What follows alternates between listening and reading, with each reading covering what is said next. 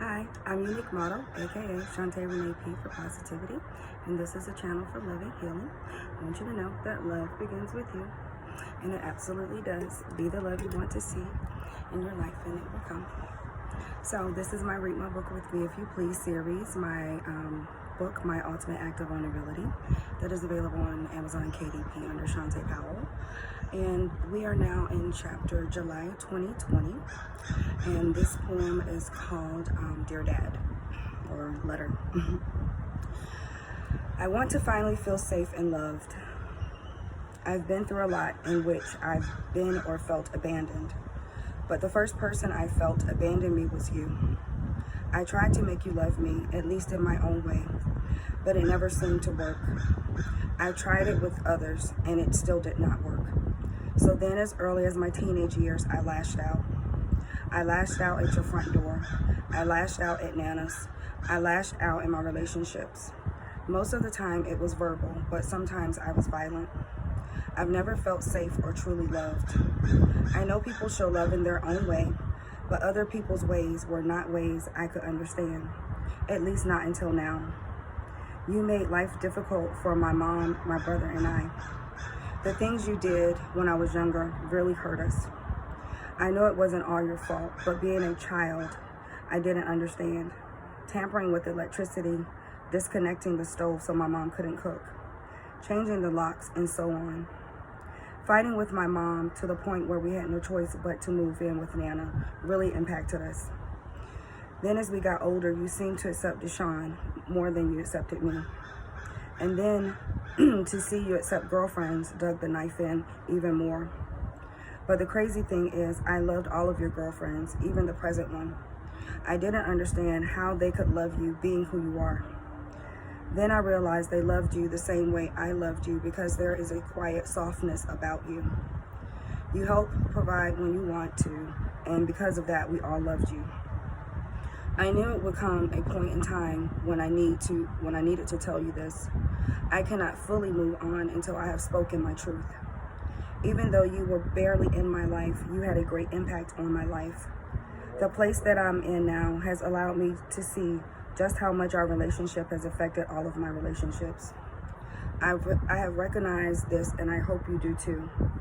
I am sorry for showing up at your door with a knife and any other things I have done. I tried to avoid this conversation since moving in with you, but the universe has forced me to deal with this. This is my way of healing, and nothing or no one will get in the way of that. I accept you for who you are and where you are at in life. I am proud of what you have accomplished. I ask that you possibly do the same. I understand if you cannot. Whatever you do, it will never change my love for you, because you are my father. I love you unconditionally. So I wrote this poem or letter back in July, which July is like a crazy month for me. My birthday's there, anniversary of my brother's death, wedding anniversary, just a lot of things happening. And then so I had a lot of triggers for things, and then I had been at my dad's for a few months and just wanted to feel loved and safe, and it just never happened. No matter how much I tried, it just never happened. As you can see now, it's February, so I am now closing that chapter. I think this is the last poem that I wrote, or letter that I wrote about him, so hopefully this will put the final nail in the coffin for that situation. It wasn't just abandonment that I was dealing with him. It was also rejection. But on this journey, I've been, realizing that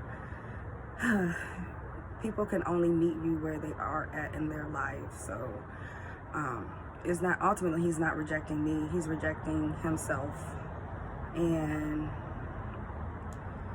to make myself feel better. I mean, it could be true, could be my own little false truth, distorted truth. At the age that I'm at, I'm not where I would like to be in life, but I try to see the good and the positive in every situation, or try to figure out, okay, what am I to learn from this, and try to maintain some peace and harmony within myself. But I don't think he doesn't understand that, because he can't see it in himself, because I see him and truly he's not happy. And you only can do so much for someone externally. So people have to be willing to look at themselves and dig deep and find out, well, why am I feeling this way? Why am I behaving this way? What happened to me that has led to these cycles? You keep repeating these cycles where you end up getting hurt over and over. So at that time I was making the decision, okay, I'm give it one last try, and if not, it is what it is. There's nothing else I can do in this situation, even though after I wrote that, things seemed to get better for a little while, but then it went back to the same, and then actually got worse. So God had to remove me from that situation, and I held on as long as I could, but doing that, I was starting to lose myself. I noticed I was starting to have like some dark thoughts, and I'm like, no, we're not going back there. And that's when I heard it's time to go.